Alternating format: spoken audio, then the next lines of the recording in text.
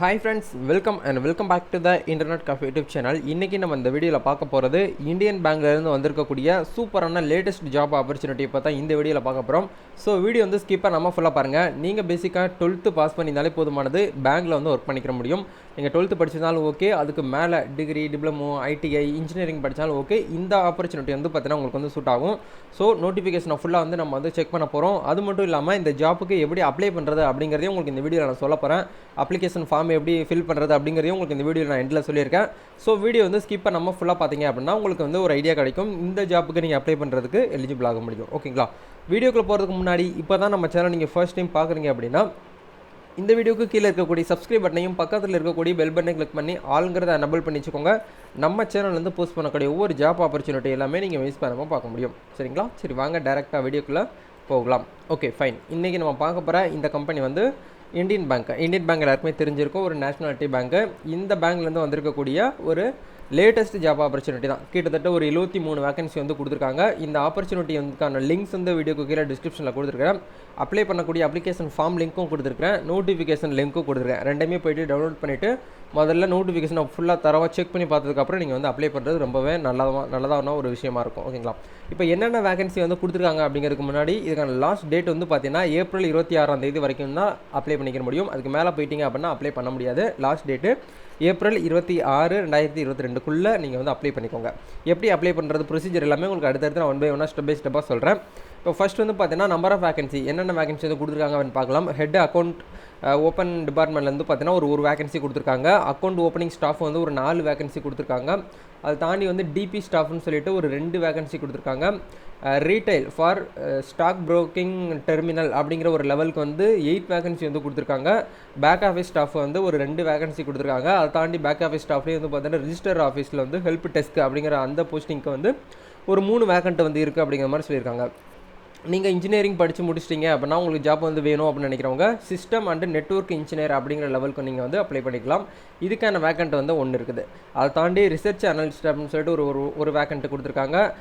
Vice president retail loan counsellor அப்படின்னு சொல்லிட்டு ஒரு ஓப்பனிங் வந்து கொடுத்துருக்காங்க. இதுக்கு வந்து ஒரு வேகன்சி கொடுத்துருக்காங்க. பிரான்ச் ஹெட்டுக்கு வந்து ஒரு 7 வேகன்சி கொடுத்துருக்காங்க. அதை தாண்டி ஃபீல்டு ஸ்டாஃபு, அதாவது இந்த பேங்க்லேருந்து லோன்ஸ்லாம் வந்து பார்த்தீங்கன்னா வாங்கியிருப்பாங்க இல்லையா, அவங்ககிட்ட நீங்கள் வந்து ஃபீல்டு ஒர்க் பண்ணணும்.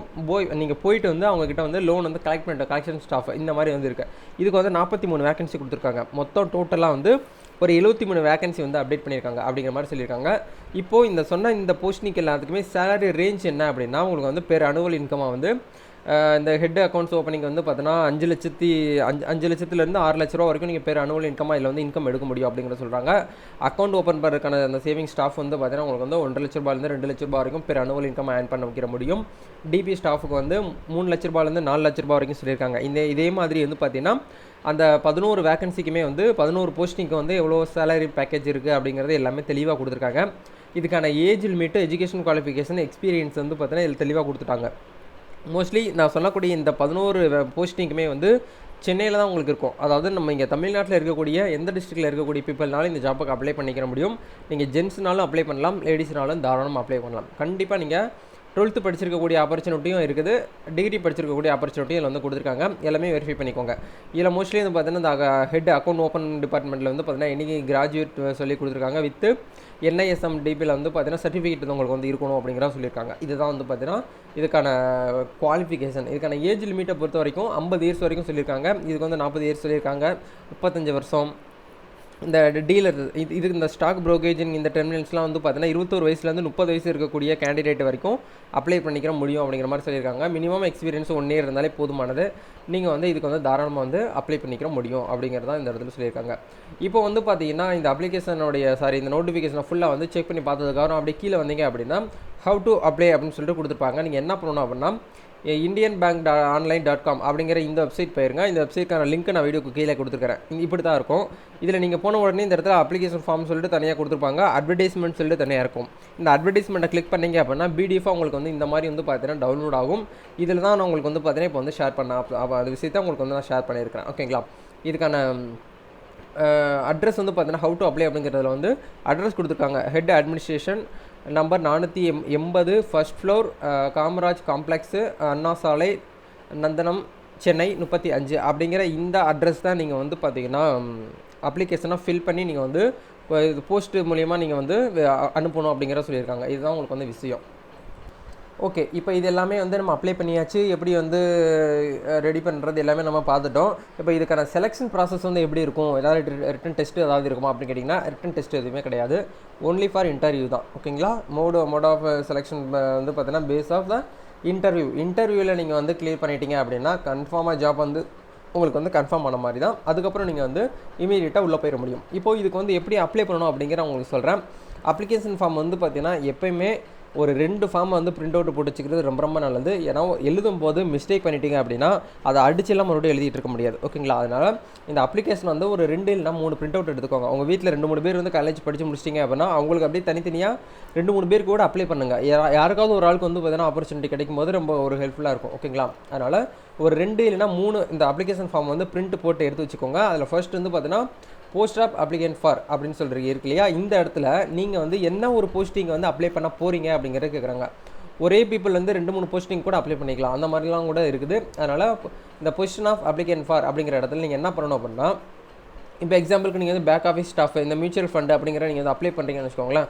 இதை அப்படியே நீங்கள் இந்த இடத்துல வந்து பார்த்தீங்கன்னா காப்பி பண்ணி இது எழுதணும். இதை அப்படியே நீங்கள் வந்து பார்த்து இந்த இடத்துல இதை அப்படியே காப்பி பண்ணி இந்த இடத்துல நீங்கள் வந்து எழுதிக்கோங்க. ஓகேங்களா? எழுதி முடிச்சுட்டு உங்களோட பர்சனல் டீட்டெயில்ஸ் வந்து உங்கள் பேர், உங்கள் டிசி மார்க் ஷீட்லாம் பேர் வந்து எப்படி இருக்கோ அதை எழுதிக்கோங்க. உங்களோட date of birth, passport size photo, உங்களோட ஏஜ், உங்களோட பாஸ்போர்ட் சைஸ் ஃபோட்டோ வந்து பார்த்தீங்கன்னா நீங்கள் இந்த இடத்துல ஒட்டிட்டு நீங்கள் மேலாக ஃபீமேலான்னு கேட்டுருக்காங்க. உங்களோட நேஷனாலிட்டி, உங்களோட ரிலீஜியனு, நீங்கள் வந்து என்ன, அதாவது உங்களுடைய கம்யூனிட்டி என்ன அப்படிங்கிறது கேட்குறாங்க. அதை வந்து கரெக்டாக கொடுங்க. நீங்கள் எக்ஸர்வைஸ் மேலே இருந்தீங்க அப்படின்னா கொடுங்க, இல்லைன்னா நோ கொடுத்துக்கோங்க. நீங்கள் ஃபிசிக்கலி ஹேண்டிகேப்டாக இருக்கீங்க அப்படின்னா வந்து எஸ் கொடுங்க, அப்படின்னா நோ கொடுத்துக்கோங்க. ஓகேங்களா? எல்லாமே கொடுத்ததுக்கப்புறம் உங்கள் நேட்டிவ் பிளேஸ், நீங்கள் எந்த பிளேஸ்லேருந்து இதுக்கு வந்து அப்ளை பண்ணுறீங்கன்னு கேட்குறாங்க. சென்னை கேண்டிடேட் மட்டும் தான் அப்ளை பண்ணுங்கிற அவசியமே கிடையாது. நீங்கள் தமிழ்நாட்டில் எங்கேருந்து வேணாலும் இந்த ஆப்பர்ச்சுனிட்டிக்கு வந்து அப்ளை பண்ணிக்க முடியும். லாங்குவேஜ் நவுன்னு சொல்லிட்டு கேட்டுருக்காங்க. நீங்கள் இந்த இடத்துல வந்து தமிழ் இல்லை இங்கிலீஷு, உங்களுக்கு என்ன லாங்குவேஜ் தெரியுதோ அதை வந்து கொடுங்க. அந்த லாங்குவேஜ் வந்து இப்போ தமிழ் அப்படி எடுத்துக்கிட்டிங்கன்னா ரீட் பண்ண தெரியுமான்னு கேட்குறாங்க. எஸ்னா எஸ் கொடுங்க. அதை எழுத தெரியுமான்னு கேட்குறாங்க. அதை பேச தெரியுமான்னு கேட்குறாங்க. இந்த 3 விஷயமே நீங்கள் வந்து பார்த்தீங்கன்னா இந்த இடத்துல பண்ணணும். பண்ணி முடிச்சதுக்கப்புறம் உங்கள்கிட்ட பாஸ்போர்ட் இருக்குது அப்படின்னா இந்த இடத்துல passport, voter ID, driving licence, அதுக்கான நம்பர்ஸ் இந்த இடத்துல கொடுங்க. இல்லை அப்படின்னா அந்த இடத்துல இன்ட்டு போட்டு நில் அப்படின்னு சொல்லிட்டு நோ அப்படிங்கிறத நீங்கள் போட்டுக்கலாம். அதை தாண்டி உங்கள் ஃபாதர் நேம், உங்களுடைய மதர் நேம், உங்களுடைய மேரேஜ் ஸ்டேட்டஸு, நீங்கள் ஆல்ரெடி உங்களுக்கு வந்து மேரேஜ் ஆயிருக்கா அப்படின்னா நீங்கள் வந்து எஸ் கொடுங்க. அந்த இடத்துல டிக் பண்ணுங்கள். இல்லை அப்படின்னா நீங்கள் வந்து நோ அப்படின்னு சொல்லிட்டு கொடுத்துக்கலாம். ஸ்போர்ட்ஸ் நேம் வந்து கொடுத்துக்கோங்க. அதாவது நேம் ஆஃப் தி சில்ட்ரன்ஸ், உங்களுக்கு மேரேஜ் ஆயிருந்துச்சு அப்படின்னா நீங்கள் எத்தனை சில்ட்ரன்ஸ் உங்ககிட்ட இருக்காங்க அப்படிங்கிறத என்ட்ரு பண்ணுங்கள். அதை தாண்டி வந்து பார்த்தீங்கன்னா டிபெண்டன்ஸ்னு சொல்லிட்டு கேட்டிருக்காங்க. அதையும் கரெக்டாக கொடுத்துக்கோங்க. உங்களுடைய ஹேபிட்ஸ் என்னவோ அதையும் கொடுங்க. கரண்ட்டாக உங்களுக்கு வந்து பார்த்தீங்கன்னா அட்ரஸ் ஆஃப் கரஸ்பாண்டல் அட்ரஸ் வந்து கொடுத்துக்கோங்க. ஓகேங்களா? இது எல்லாமே ஃபில் பண்ணி முடிச்சதுக்கப்புறம் உங்களுடைய இமெயில் ஐடி, உங்களுக்கான ஃபோன் நம்பர் கம்பல்சரியாக கரெக்டாக கொடுங்க. இந்த ஃபோன் கால் தான் உங்களை வந்து பார்த்தீங்கன்னா இன்டர்வியூவில் வந்து செலக்ட் பண்ணுறதுக்கு வாய்ப்பு அதிகமாக இருக்குது. இன்டர்வியூ எந்த இடத்துல வரணும், எப்படி எந்த டேட்டில் வரணுங்கிறத உங்களுக்கு ஃபோன் மூலிமா தான் சொல்லுவாங்க. அதனால் அதை கரெக்டாக வந்து கொடுங்க. எல்லாமே கொடுத்து முடிச்சதுக்கப்புறம் இந்த இடத்துல வந்து பார்த்தீங்கன்னா ரெஃபரன்ஸ்னு சொல்லிட்டு கொடுத்துருக்காங்க. உங்களுடைய காண்டாக்ட் அட்ரஸ், ஃபோன் நம்பர் அதையுமே வந்து கொடுங்க. 2 கூட கொடுத்துக்கலாம். ஓகேங்களா? 2 கொடுத்து முடிச்சதுக்கப்புறம் உங்களுடைய குவாலிஃபிகேஷன், நீங்கள் 10th வந்து பார்த்தீங்கன்னா எவ்வளோ மார்க் எடுத்திருக்கீங்க, எந்த ஸ்கூலில் படிச்சிங்க, எந்த இன்ஸ்டியூட்டில் படிச்சிங்க, எத்தனை பர்சன்டேஜ் மார்க் எடுத்திருக்கீங்க அப்படிங்கிறது கேட்குறாங்க. அதே மாதிரி 12th நீங்கள் என்ன பண்ணியிருக்கீங்க, எந்த இயரில் வந்து முடிச்சிங்க, அதில் என்ன சப்ஜெக்டில் எடுத்து படிச்சிங்க, எந்த இன்ஸ்டியூட்டில் படிச்சிங்க, எவ்வளோ மார்க் எடுத்திருக்கீங்க, கிராஜுவேஷன் டிகிரியில் வந்து என்ன டிகிரி படிச்சிங்க, எந்த வருஷம் முடிச்சிங்க, அதில் பர்சன்டேஜ் எவ்வளோ அது வந்து கொடுங்க. போஸ்ட் கிராஜுவேட் வந்து முடிக்கலை, நீங்கள் கம்ப்ளீட் பண்ணவே இல்லை அப்படின்னா இந்த இடத்துல கோடு போட்டுருங்க. கம்பல்சரியாக கொடுக்கணுங்கிற அவசியமே கிடையாது. ஓகேங்களா? அதை தாண்டி அதர்ஸ் அப்படிங்கிற இடத்துல நீங்கள் டிப்ளமோ படிச்சிருக்கலாம், ஐடிஐ படிச்சிருக்கலாம். அப்படி படிக்கும்போது நீங்கள் வந்து இந்த இடத்துல அதை மென்ஷன் பண்ணிடுங்க. அந்த இடத்துல டிப்ளமோ அப்படின்னு சொல்லிட்டு மென்ஷன் பண்ணிவிட்டு அதை ஃபுல்லாக வந்து பார்த்தீங்கன்னா இந்த இடத்துல எழுதி முடிச்சதுக்கப்புறம் சர்டிஃபிகேட்ஸ் கண்டிப்பாக வந்து டெக்னிக்கலாக நீங்கள் வந்து பார்த்தீங்கன்னா கம்ப்யூட்டர் ரிலேட்டடாக இது படிச்சிருந்தீங்க அப்படின்னா அதை கொடுக்கணும். இன்ஸ்டியூட்டில் நீங்கள் வந்து என்ன படிச்சிருக்கீங்களோ அதுக்கான சர்டிஃபிகேட்ஸ் வந்து பார்த்தீங்கன்னா இந்த இடத்துல கரெக்டாக கொடுத்துக்கோங்க. அதை தாண்டி அதர்ஸ் வந்து பார்த்தீங்கன்னா நீங்கள் ஏதாச்சும் யூனிவர்சிட்டியில் படிச்சிருக்கீங்க, அடிஷனல் ஸ்கில்ஸ் இருக்குது அப்படின்னா அதை கூட கொடுத்துக்கலாம், தப்பு கிடையாது.